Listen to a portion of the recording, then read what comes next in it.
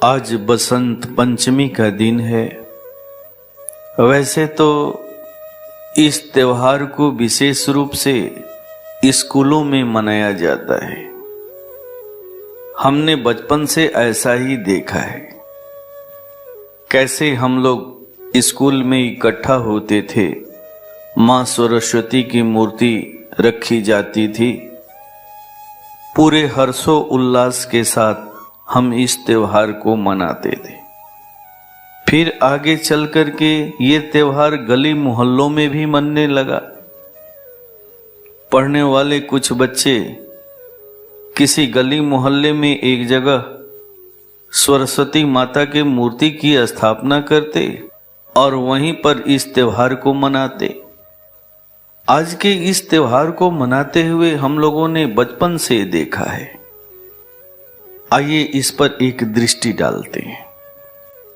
हमारे परम आराध्य पूज्य गुरुदेव ने बसंत पंचमी के अर्थ को तथा सरस्वती पूजा के अर्थ को बड़ा ही स्पष्ट तरीके से समझाया है।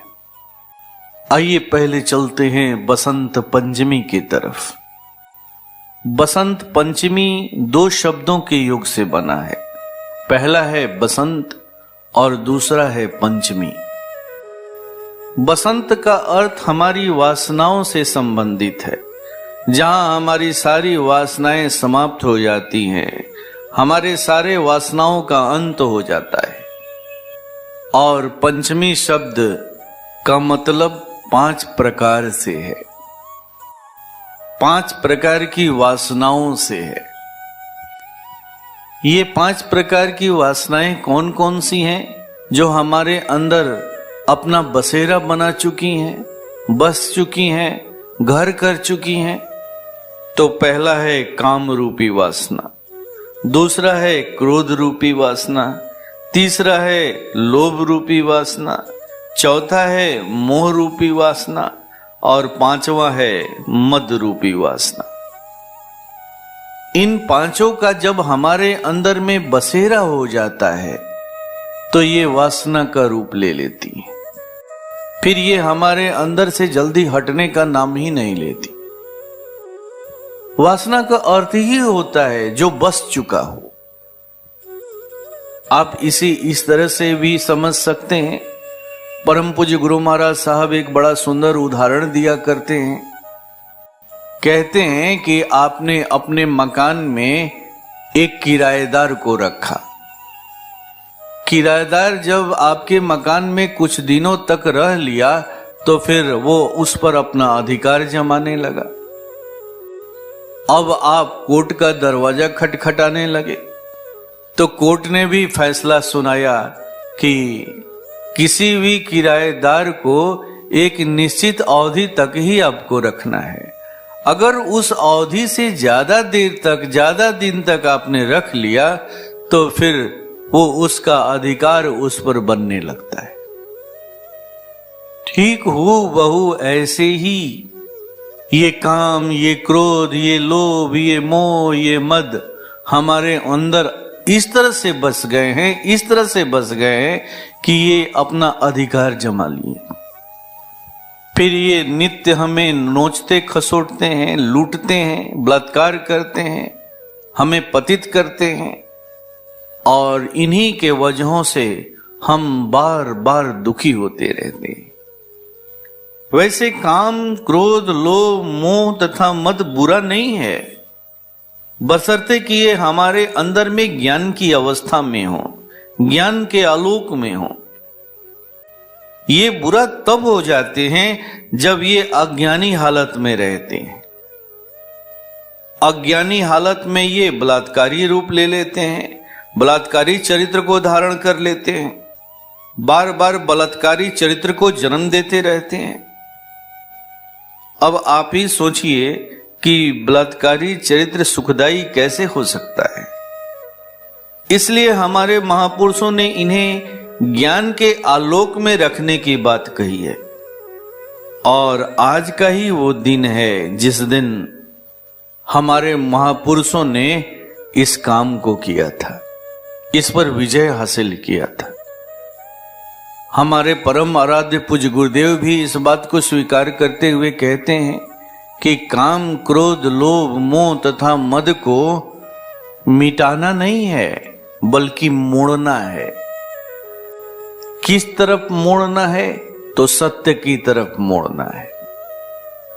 जब इन्हें सत्य की तरफ मोड़ दोगे तो ये सृजनात्मक परिणाम देने लगेंगे।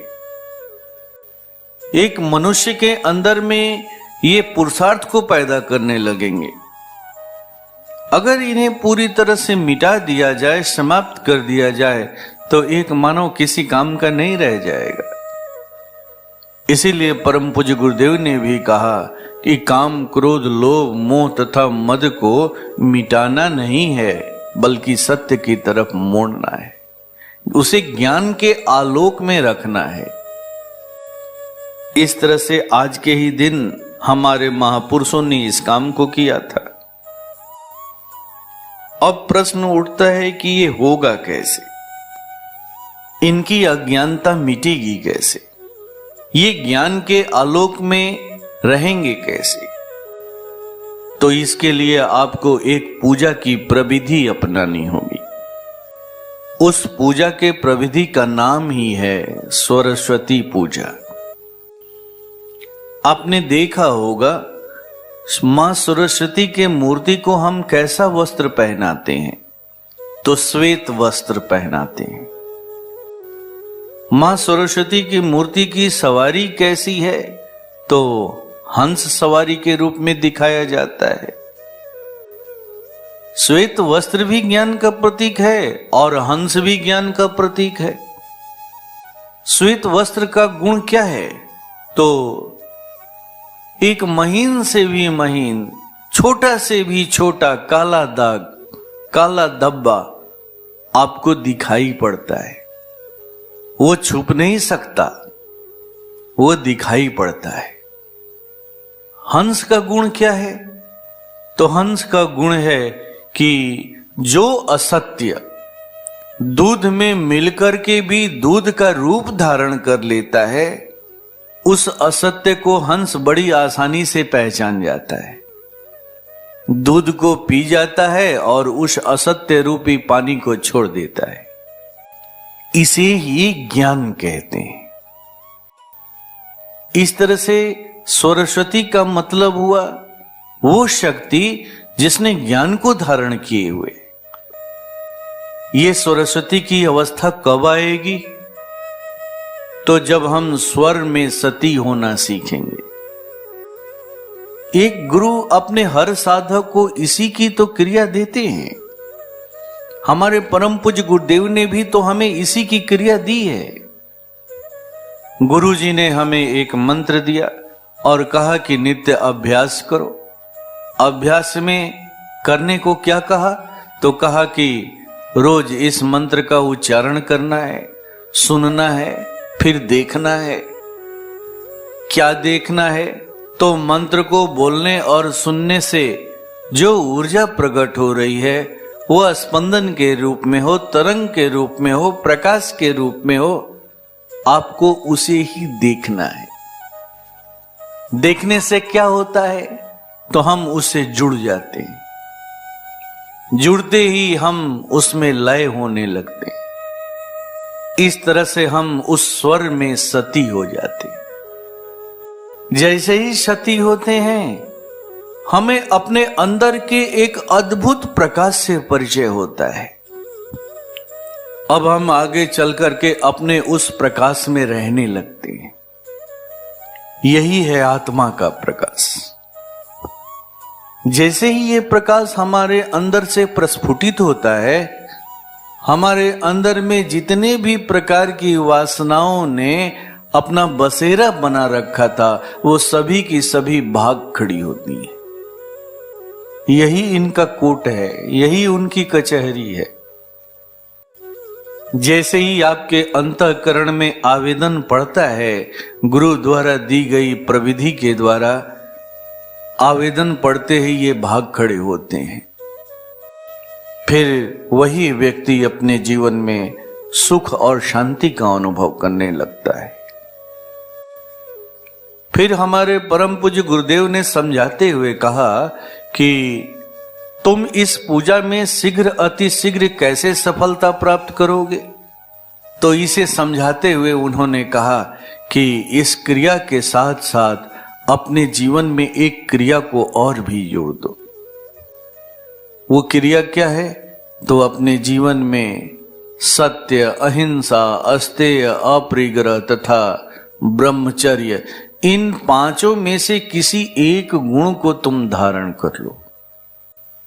इसे अपने जीवन में जोड़ने का प्रयास करो। जब ऐसा करोगे तो ये क्रिया शीघ्र अति शीघ्र सिद्ध हो जाएगी। फिर तुम देखना कि तुम्हारा जीवन कैसे परिवर्तित होता है।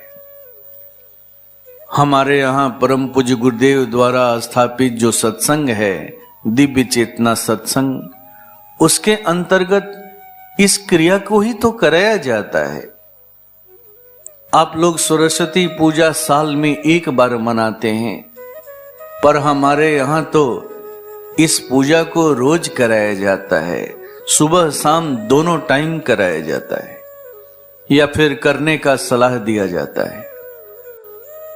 दरअसल आज का जो दिन है वो दिन याद करने के लिए है।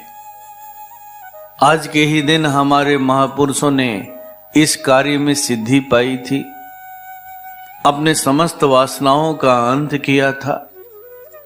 लेकिन एक बात आप हमेशा याद रखिएगा कि इसे केवल याद करने से काम नहीं बनने वाला। याद करना मतलब कोरम पूरा करना, और कोरम पूरा करने से चरित्र में बदलाव नहीं आता है, चरित्र में परिवर्तन घटित नहीं होता है, क्योंकि ये वासनाएं आज की नहीं है, जन्मों जन्मों की हैं। फिर ये इतनी आसानी से आपके घर से बाहर नहीं निकलेंगी। इसके लिए आपको निरंतर अभ्यास करना होगा, कम से कम सुबह शाम तो जरूर करना होगा। जब आप ऐसा करेंगे तो आपके अंदर में भी सरस्वती पूजा सिद्ध हो जाएगी, सिद्ध हो जाएगी। इसके सिद्ध होते ही आपकी सारी वासनाएं समाप्त हो जाएंगी, आपके सारे दुख दर्द आपके जीवन से मिट जाएंगे, आपके सारे क्लेश समाप्त हो जाएंगे। ओम शांति।